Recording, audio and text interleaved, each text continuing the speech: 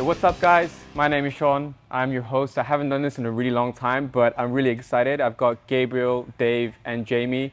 These two are the head managers of Hybrid, and Jamie's one of the head personal trainers here. So it's going to be really exciting. They're a wealth of knowledge in the health and nutrition industry. So Gabe, if you want to just introduce yourself, what you do. Thanks, Sean. Hi guys, first podcast ever, so sorry if we ruined this for you guys, sorry if we ruined the podcast.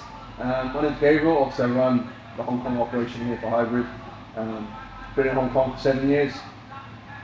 Try and play a bit of rugby, not to very much success, and main focus with Hybrid is just making sure that we've got a good PT model here, and again, pretty passionate about what I do. Dave, bit of background also from the UK originally, played professional rugby for 10 years in the UK, in Jersey, and then in France. I came over to Hong Kong 3 years ago, started working at Hybrid, and then we've sort of, with myself and Gabriel, evolved products here, and now we've got a second facility down the road, which I'm now the manager of.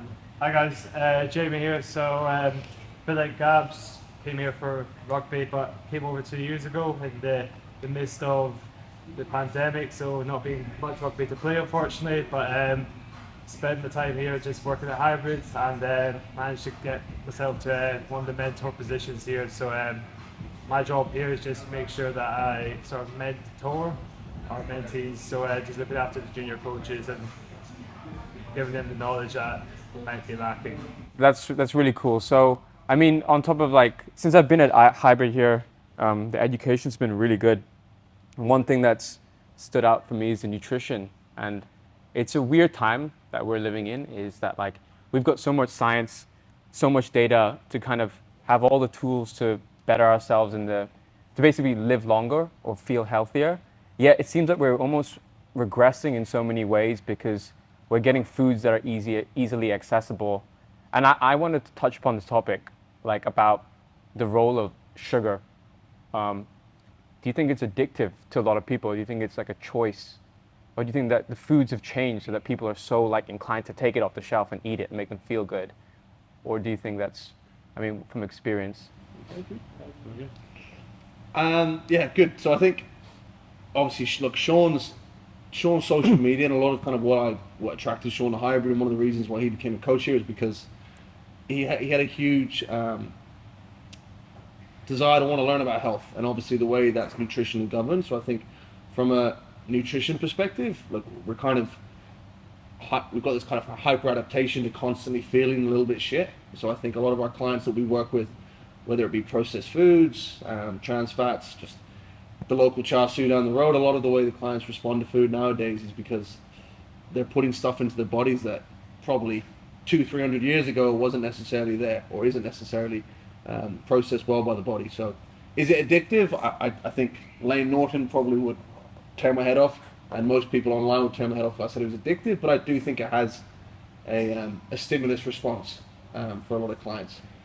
Alcohol is a gateway, sugar is a gateway to binging, a lot of these different things that have an impact, and the client will respond. Addictive, I don't think no, but I do think it impacts us on a cellular level, and often people respond that way to that. Do you think it's a necessity for general population versus athletes? I know there's a lot of benefits for athletes, if you take your fast digesting sugars before game, there's been a lot of evidence shown that obviously it's going to help you improve, especially you've seen tennis players have bananas in between their games. But for most general people who have got their jobs to just do a more steady state type of activity throughout the day, do you think sugar is necessary? It's a necessity, just like you have your proteins, your fats, they seem to be the roles that keep you kind of constantly being metabolically, flexible, but just keep you constant homeostasis throughout the day. Do you think sugar is if you took out sugar, that's what I'm saying. Yeah. I think you've got to earn the right to have sugar in your diet. I think a lot of clients, the reason why you might remove sugar for someone who's obese or carrying excess body fat is probably because their body has a stress response that's probably not as inclined to an athlete responding to sugar. So I think earning the right to give someone sugars is probably the primary goal. I think for Gen Pop, you take Bob, 30 kilos overweight, 55% body fat, you give him sugar, all of a sudden the body ends up in a state of inflammation, binge eating, all that sort of stuff. So I think, again, it's not addictive, but I also think the sugar you're exposed to usually is determined by the sugar that you're prepared for. Fair point. I mean, it's also weird that like I almost see you as like pre-doctors of the doctors, if that makes any sense. So like people go to doctors to have like checkups on diseases or like whatever injuries they have, but it's almost like here at Hybrid, you set out a foundation that you can protect yourself from all these things, and I think it's so important to hammer it down because I don't think a lot of the population. Imagine if you had the education and then you kind of we all do bad stuff. We all drink. We all take stuff that we don't want to be taking from time to time just to enjoy it. I mean, we're all social human beings, but it's interesting because like the more I know about the stuff, then I know the balance. Like I know, okay, if I take too much, then this is what's going to happen physiologically. So I think it's good, and I think that's a really good gateway to open it up for people. But I think if you then think about functional medicine itself, you're talking about people go and see doctors. People go and see a doctor when they've got something wrong with them.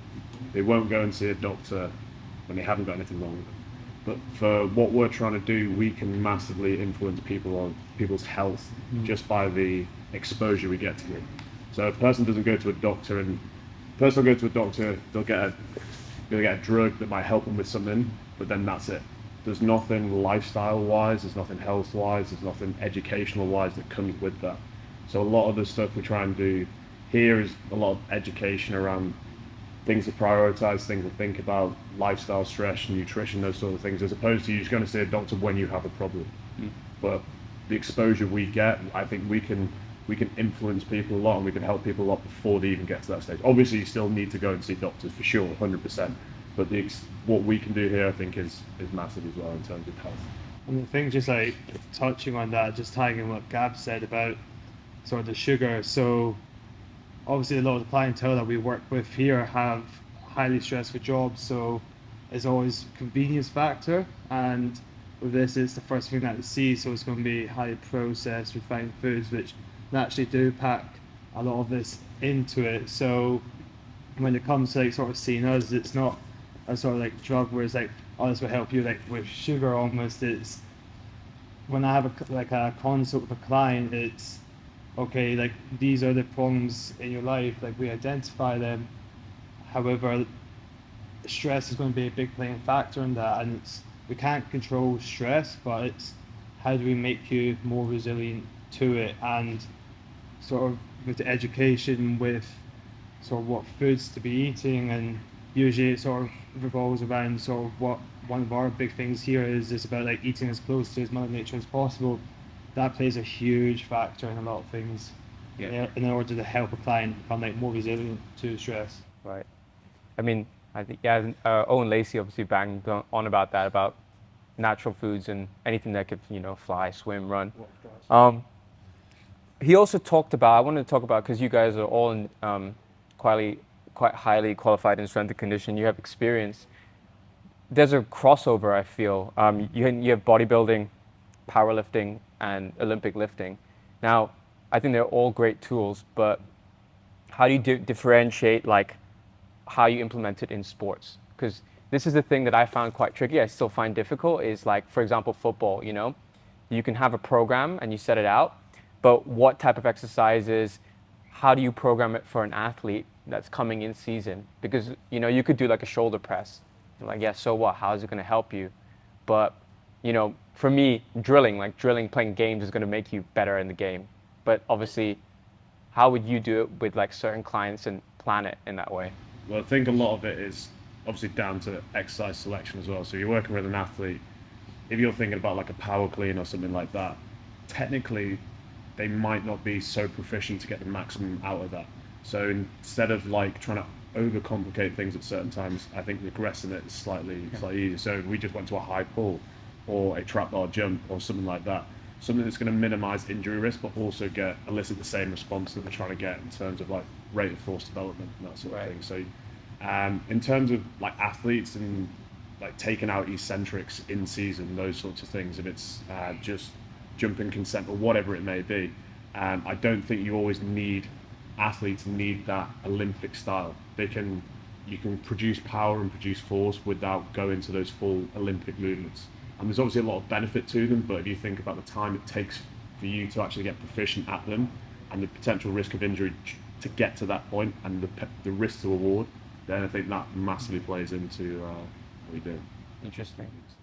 So, for example, you guys all play rugby. How many weight training or strength and conditioning sessions do you do a week, and then the games you play? I think it's individual for like a lot of people. Like obviously, sort of, we play in a semi-professional league, as you will. So, not all the boys have the luxury of being able to probably weight train as much as they want.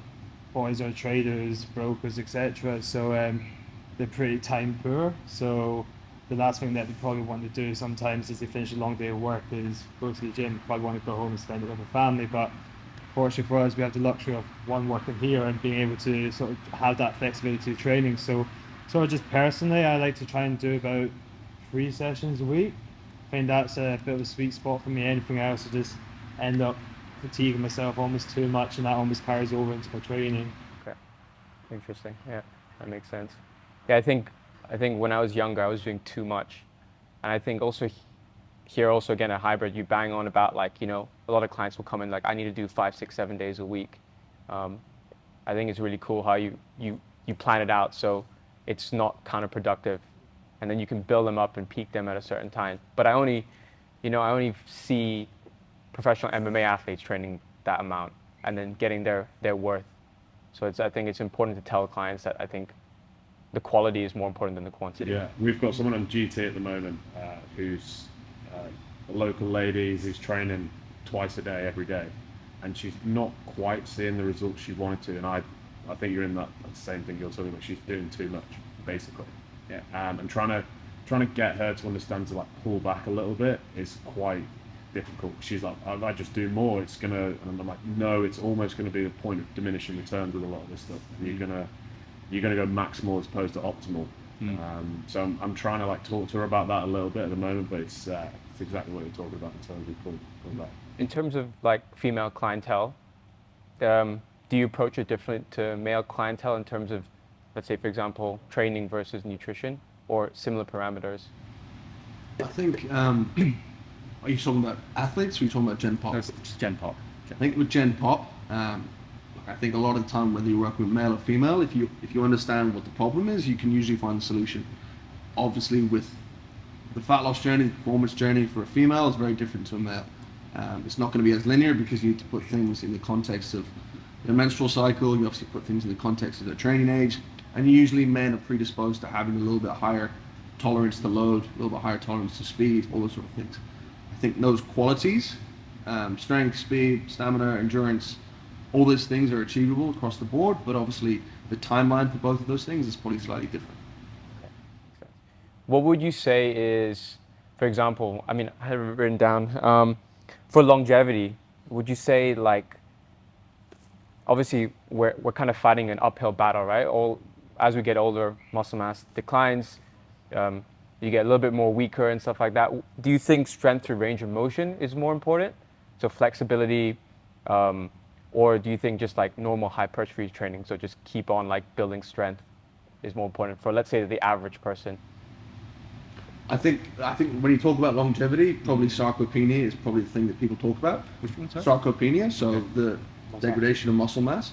So I think a lot of people that suffer from atrophy, muscle atrophy as they get a little bit older, whether that be through loading through full range, whether that just be through mechanical tension, i.e. just lifting, I think both achieve the same thing. Personally, I'm never going to be able to touch my toes, but I know that if I can squat body weight on a barbell, that for me is my indicator of longevity, i.e. muscle strength, stability. So I think, putting the context of the client into question, but I think that longevity aspect is the sole component, is just making sure that we minimize muscle atrophy. Yeah, I think, yeah, I obviously before, when I was training a lot of clients, you'd kind of sell them something, but then it'd be like, okay, now what? I've done 12 weeks or I've done 16 weeks, now what? But I think if you say it like that, then they're in the long game.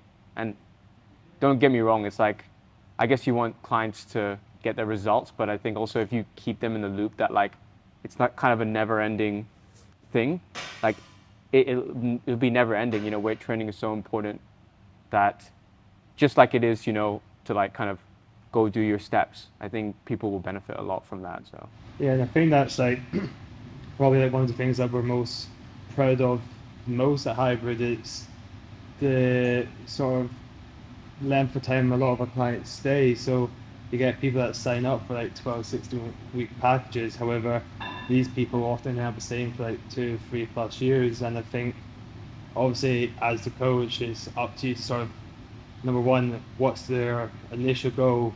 If you hit that in the 12 weeks, perfect. If you didn't, maybe it's something that as your or as a coach, like you'd explain to the client, like this might not be achievable in like this set amount of time. However, this could be a goal down the line. However, what we can do for the next 12 weeks is put you in a place to help build you up to there. So it's, you're just constantly informing the client, and if they do hit your goal again, it's moving the goalposts. So for example, if you have like somebody comes in for like a body transformation and you get the result, it's okay, what's next? So quite a lot of our clients end up taking into sort of like strength training, so they want to become like as strong as possible. So like perfect, that's our next goal. Like you've identified with one of your clients performance and then mobility in performance. So again, it's just picking up on these like key things, and that helps add to the longevity of it too. Yeah, I think we've been talking to a lot of people about this recently, is the importance of the resistance training. So I was meeting a lady today, looking at some like corporate wellness stuff, and she was like, I've been trying to lose weight myself. And I was like, oh, what have you been doing? She's like, I've just been doing like running 3 times a week. And I was like, oh, have you done any resistance training? She's like, oh no, why? I was like trying to explain the importance of trying to gain and maintain muscle mass while pulling away the fat, as opposed to just you losing weight but losing muscle mass at the same time, your metabolism down regulating, and then you sort of put yourself into a never-ending like wedge of you can't go any further.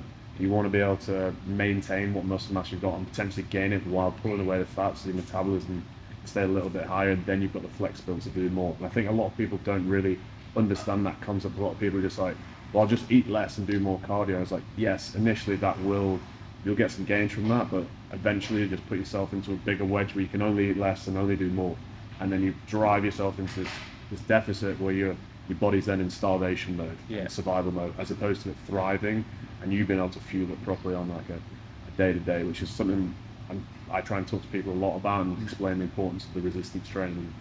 yeah, I think you get a lot of like fad calorie diets out there about super low, and then people get like, oh, okay, I'm gonna get my result. But I mean, once you're in a deficit, especially an aggressive one, you're nutrient deficient, and then it becomes so tough to actually function throughout the day, and then like, oh, why am I feeling like this? And then they probably opt out pretty quickly.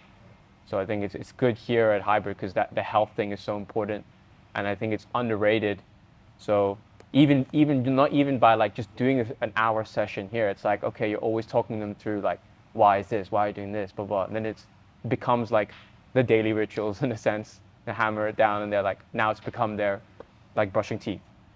So I think it's really cool. I think I would love to like pick your brain. If you were to train any famous athlete right now, who would it be and why? Anyone, you can choose any famous one. You have to be an athlete. Yeah, athlete. Not choose a female celeb. Okay, yeah, if you want. Claire from work. Oh, Claire from work. Janice from downstairs. Oh, very good. Quite nosy. I'd go someone like Tom Stoltman, the Scottish strongman. Oh, okay. I just love to watch him just hammer some like shoulder press and stuff. And I think that'd be great. Working with someone of that magnitude would be pretty impressive. Nice. I think endurance athletes are the most interesting ones to work with because everything you do is data driven, and it's swimmers, cyclists. I think track cyclists are the most interesting ones because they've got such a high power to strength ratio, and obviously the conditioning that you do with those guys, it's a different level of conditioning. Interesting. I think quite generic one would be someone like sort of Tom Brady, where you have like this athlete, and it's just like from like an early age, like he was never sort of pinned as that sort of physical specimen, but He was useless. yeah, 40-yard dash, useless. and it's just like Awful. Looked yeah. like like a it was like giraffe. Look Look like like me. Yeah.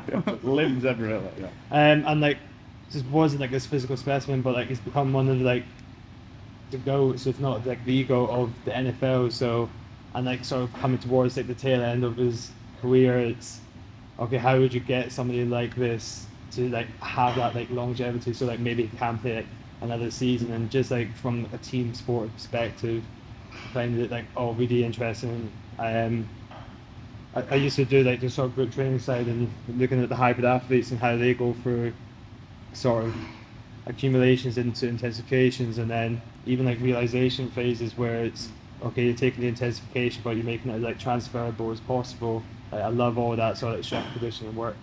That's so cool. Actually, I love all your answers because it's some really cool reasoning.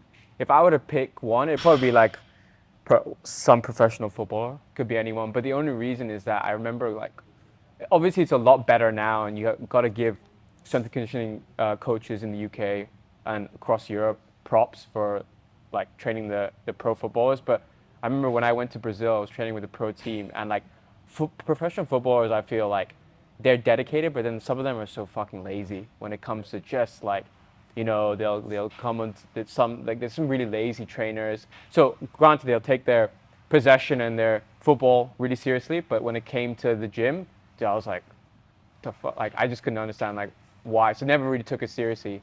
So I think if we could implement more in that, imagine taking like a rugby mindset and strength and conditioning and putting it into football, it would be pretty like, epic. I wouldn't train Rafael Nadal because I think his OCD would make me implode. Cool. Yeah, with that as well, I try and talk to the MMA members at the gym the whole time, and I always try and get these guys to do more S&C. Because I always say like, we have a lot of guys who are like technically great, but they're not nowhere near physical specimens. They're really small guys, quite weird. I'm just like, do you not think if you like improved your base strength and improve your like muscular power, muscular endurance, it helps so much with what you're actually trying to do on the mat? And some of them are just like, yeah, like, just like, come on guys, you're missing half the battle here. Yeah, if you look That's at one thing Sash does really well. yes, if you look at like someone like Gordon Ryan at the moment, who's probably best grappler in the world at the moment, he's absolutely jacked. Is he? Where is he from? Right? He's American. American guy. American guy, yeah. But he is physically so much stronger than everyone, and also technically like as good or better than everyone else. But you get two guys that are both technically good, more often than not, with the stronger guy, the more powerful guy, the guy who can last longer is going to win that over when the technique comes down to it. So I try and preach this to all of the MMA guys over there, and some of it falls on deaf ears, some of them do buy in. But you always want to be the strong guy, you always want to be the fast guy. And it's like, you can be that guy. Because now you have technical. Yeah, you've got the technique down, and then you've also got that. Yeah. So. I always look at like Hamzat. He's so conditioned. I mean, Ngannou, that guy's like specimen. But yeah, I mean, like I think you guys like answered everything pretty clear. So I think that's a wrap. They all have a game tomorrow. You guys are playing? Dave, I've retired actually. I've retired. Okay, bottom of the league, so Back to scrubbing the toilets at home. Yeah, that's a wrap, guys. So you've got a pretty clear understanding of what hybrid's like. These are the coaches. So feel free to just swing by, and I'm gonna post this episode pretty soon, the next couple of weeks. So that's it. Done.